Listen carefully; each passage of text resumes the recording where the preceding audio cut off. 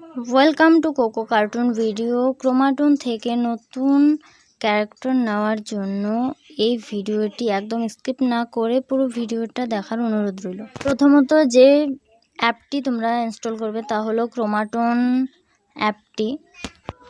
তারপর ক্রোমাটন অপশানে গিয়ে লেটস স্টার্ট নামে একটি অপশান আসবে, সেটিতে ক্লিক করবে। ক্লিক করার পর আরইসি টাইপ 2তে ক্লিক করার পর ওকেতে ক্লিক করে দেবে। ওকেতে ক্লিক করার পর এসপিতে ক্লিক করবে। এসপিতে ক্লিক করার পর গেট ক্যারেক্টারে ক্লিক করবে।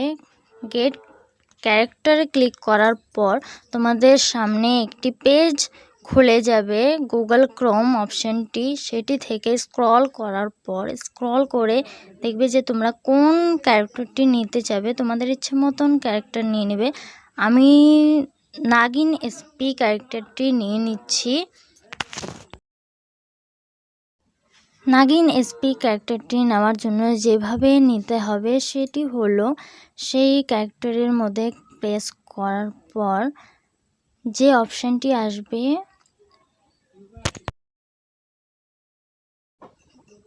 পুরো নামটি কপি করে নেবে।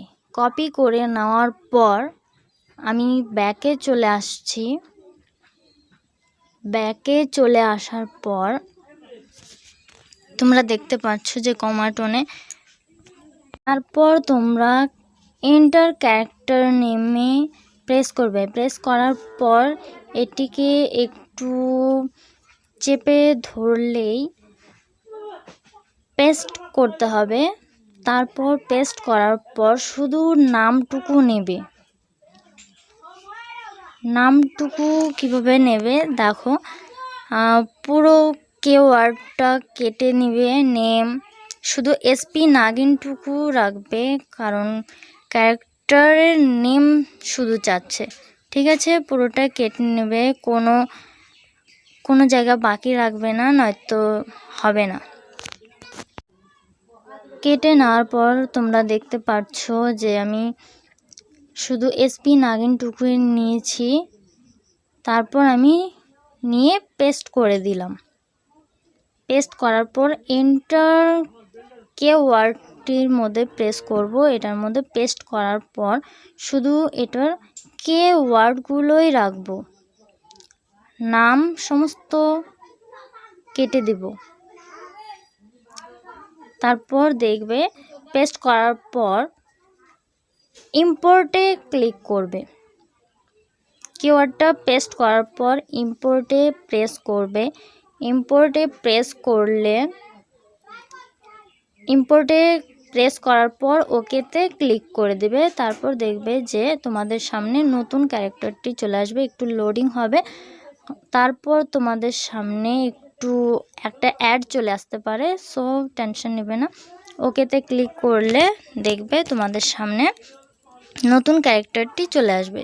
দেখো, লোডিং হতে একটু দেরি হচ্ছে, সো লোডিং হওয়ার পরই তোমাদের সামনে ওকেতে ক্লিক করলে দেখবে যে ক্যারেক্টারটি চলে আসছে, নতুন ক্যারেক্টারটি।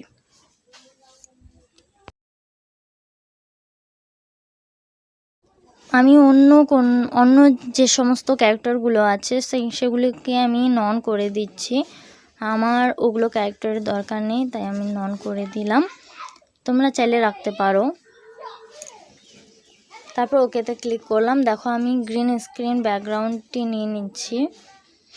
ব্যাকগ্রাউন্ডে ক্লিক করার পর আমি গ্রিন স্ক্রিনটি নিয়ে নিচ্ছি। গ্রিন স্ক্রিনটি নেওয়ার পর ওকেতে ক্লিক করে দিলাম। তারপর যে ক্যারেক্টারটি আছে তার মাথার উপর একটি প্লাস আইকন আছে, তারপর প্লাস আইকনটিতে ক্লিক করে সাইজ অনুযায়ী করে নিলাম।